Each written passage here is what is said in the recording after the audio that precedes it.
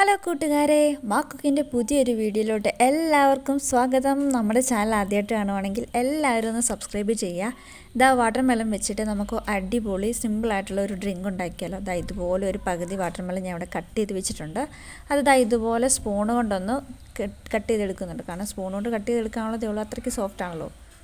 അങ്ങനെ കട്ട് ചെയ്തതാ ഇതുപോലൊരു പാത്രത്തിലോട്ട് മാറ്റി വെച്ചിട്ടുണ്ട്. നമുക്കിനി ഇതൊന്ന് മിക്സിയിലിട്ടൊന്ന് ജ്യൂസാക്കി എടുക്കാം. മിക്സിയിലിടുമ്പോഴത്തേക്കിന് ഞാൻ അതിൻ്റെ കൂടെ കുറച്ച് പഞ്ചസാരയും ഇച്ചിരി ഐസ് വാട്ടർ കൂടി ചേർക്കുന്നുണ്ട്. അങ്ങനെ അത് അടിച്ചെടുത്തതിന് ശേഷം എന്താ ഇതുപോലെ 2 ഗ്ലാസ് എടുത്തിട്ട് കുറച്ച് കട്ട് ചെയ്ത് നമ്മുടെ വാട്ടർ മെലൺ കൂടി ചേർത്ത് കൊടുക്കുന്നുണ്ട്. എന്നിട്ട് വേണമെന്നുണ്ടെങ്കിൽ ഐസ് ക്യൂബ് ചേർക്കാം, ഓപ്ഷണലാണ്, വേണമെന്നുണ്ടെങ്കിൽ മാത്രം ചേർത്താൽ മതി.